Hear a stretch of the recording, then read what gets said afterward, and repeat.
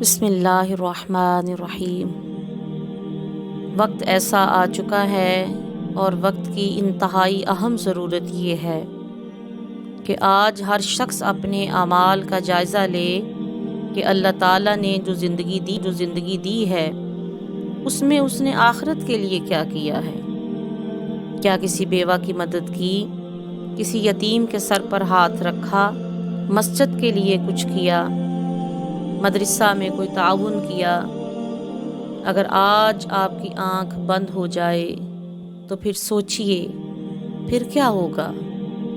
کبھی خیال آیا، کبھی دن میں یا رات کے ٹائم کبھی یہ سوچ آتی ہے کہ اگر آج آپ کی آنکھ بند ہو جائے تو آگے کیا ہوگا آپ کے ساتھ؟ جب موت کا فرشتہ آئے گا تو کیا اس سے یہ کہو گے کہ مجھے 5 منٹ دے دو، میں نے جو مال جمع کیا ہے میں اس میں سے کچھ مسجد کو دے دوں، مدرسے کو، یتیموں کو، بیواؤں کو دے دوں؟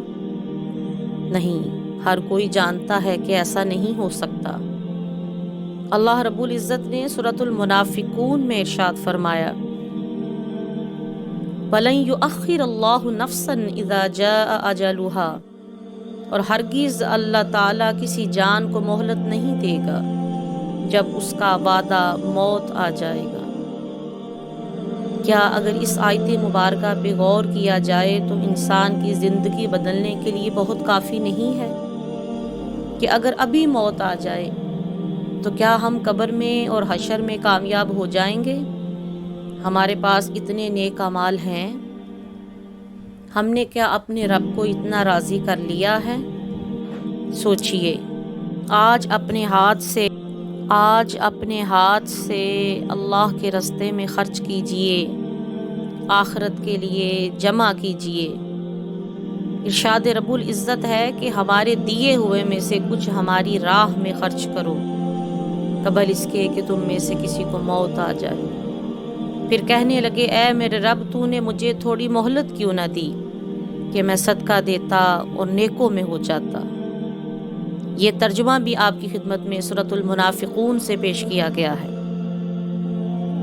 الصحیح البخاری میں حدیث موجود ہے، رسول اللہ صلی اللہ تعالی علیہ وآلہ وسلم نے ارشاد فرمایا، آدمی بوڑھا ہو جاتا ہے مگر اس کی 2 خصلتیں جوان ہوتی جاتی ہیں، ایک مال کی حرص اور دوسرا طویل زندگی کی امید۔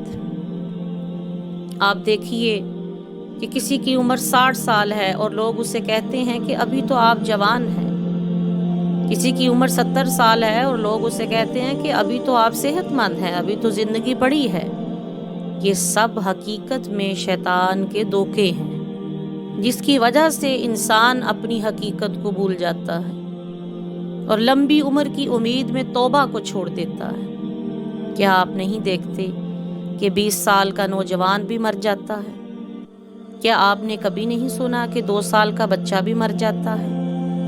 بعض دفعہ تو بچہ مردہ پیدا ہوتا ہے۔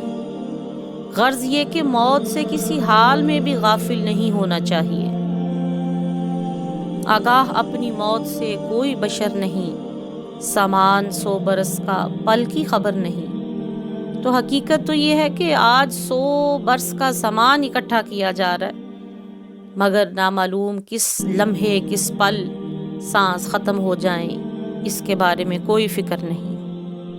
آج ہم اپنے معاشرے میں قتل و غارت، چوری، ڈکیتی، تاوان، دھوکہ، فراڈ جو عروج پہ پہنچا ہوا ہے اور جو فساد دیکھ رہے ہیں، اس کی صرف ایک وجہ ہے کہ لوگ آخرت کو بھول چکے ہیں اور سب کچھ دنیا کو ہی انہوں نے سمجھ لیا ہے۔ اگر انسان آخرت پر ایمان پختہ لائے، اور پختہ لانے سے مراد یہ ہے کہ وہ تیاری بھی کرے، اللہ کے حضور اس نے ایک دن حاضر ہونا ہے، اس کے تمام اعمال کا حساب ہونا ہے، تو یقیناً اس کے اعمال سنورنے میں دیر نہیں لگتی۔